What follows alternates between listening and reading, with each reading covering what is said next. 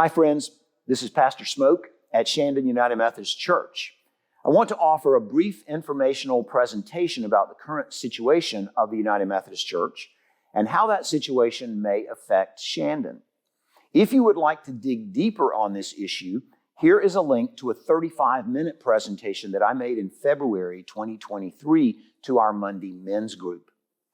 Let's begin by defining three terms that are at the heart of our situation. First, General Conference. General Conference is the only body that sets laws, policies, and rules for the worldwide United Methodist Church. The General Conference is made up of delegates from various regional annual conferences, which are made up of delegates from their local congregations. Typically, the General Conference meets every 4 years. However, COVID-19 caused the postponement of General Conference from 2020 to 2021 to 2022, and then again to 2024. All of this means two things. First of all, until the General Conference meets in Charlotte, North Carolina in May 2024, the rules and policies of the United Methodist Church are the same as they have been. Secondly, nobody knows what changes the 2024 General Conference may decide to make. Some people have guesses, but they're only that, guesses. Our second term, annual conferences. Annual conferences are regional bodies overseen by a bishop that, among other things, credential and appoint our clergy and also provide a structure for churches to share ministry and mission together. The state of South Carolina is one annual conference. Our annual conference's shared ministry is supported financially through what we call apportionments, which are assigned proportionally to congregations based on their budgets. Very importantly for our current situation, in the absence of a general conference, the annual conferences have had to decide certain issues of policy on their own. More to come on that. The third term, trust clause. The trust clause is a binding legal agreement that local congregations do not ultimately own their own property, but they hold it in trust for the denomination. You might think of it as a kind of franchise agreement. The trust clause is not unique to the United Methodist Church. Many other Christian denominations use trust clauses. Historically, according to the trust clause, if a United Methodist congregation wants to leave the denomination, it can take its people, but its property and assets must be given to the annual conference board of trustees. Okay, now let's talk about the issue of human sexuality.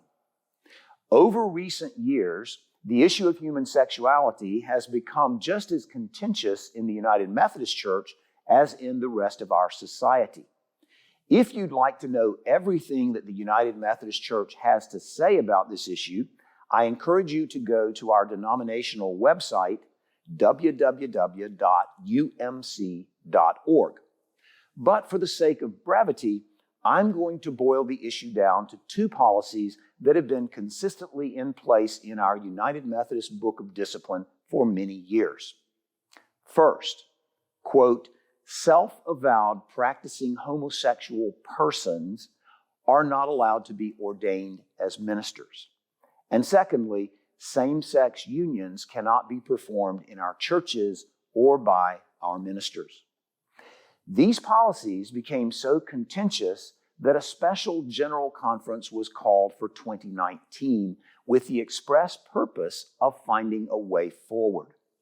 The main two proposals for the 2019 General Conference were the traditional plan, which basically affirmed our standing policies, and secondly, the one church plan, which would have allowed pastors, congregations, and annual conferences to set their own policies about questions of human sexuality.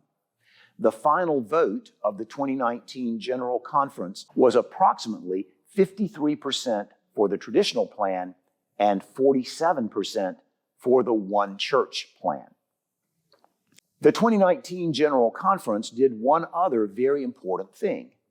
It created a new paragraph for the Book of Discipline, paragraph 2553. The purpose of paragraph 2553 was to allow congregations a way to leave the United Methodist Church and still keep their property.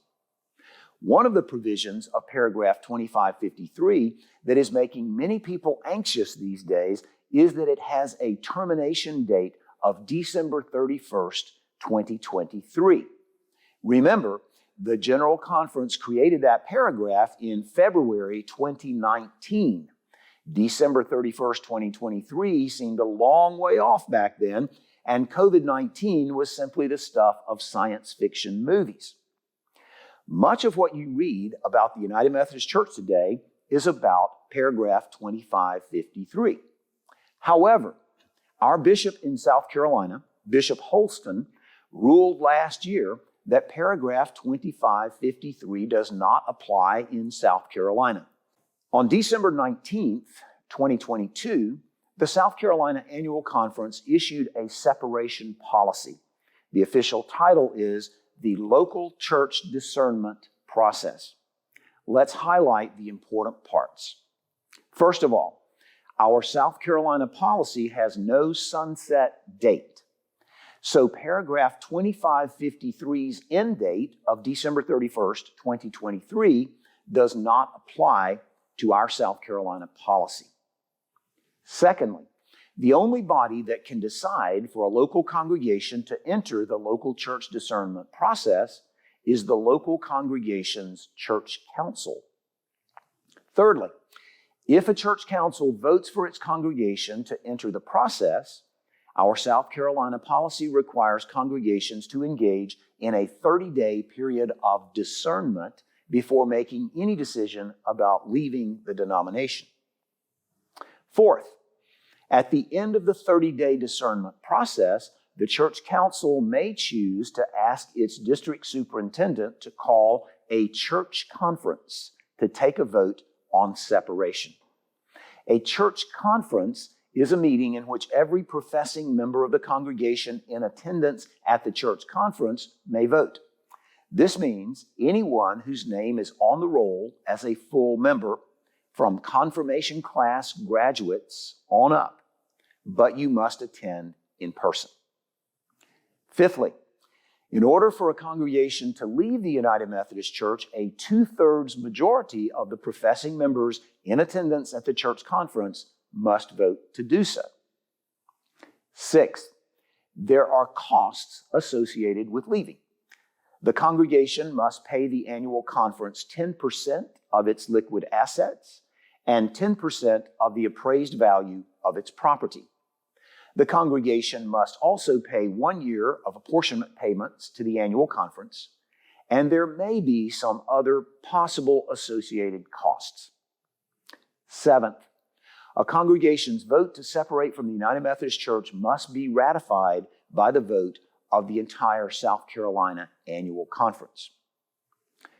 So what does all this mean for Shandon United Methodist Church? First of all, I have gathered together a cross-section of 12 recognized leaders from our congregation to be what we're calling our discernment team. Now, I chose those words discernment team back in November before the conference discernment process was developed. So there's no intended connection between the two. This discernment team has no power to make any decision for Shandon United Methodist Church. Its task is to pray, to study this issue carefully and in depth, to help our congregation understand the relevant information, and possibly to make recommendations to the church council. Secondly, it's important to remember that only our church council can decide for Shandon United Methodist Church to enter the South Carolina Conference discernment process. This remains an open and ongoing conversation, but our church council has not felt it wise for us to rush such a historic decision in early 2023, especially since we do not know what the General Conference will decide in 2024. Please lift up our discernment team, our church council, and our whole congregation in your prayers as we all together try to discern God's will for Shandon United Methodist Church.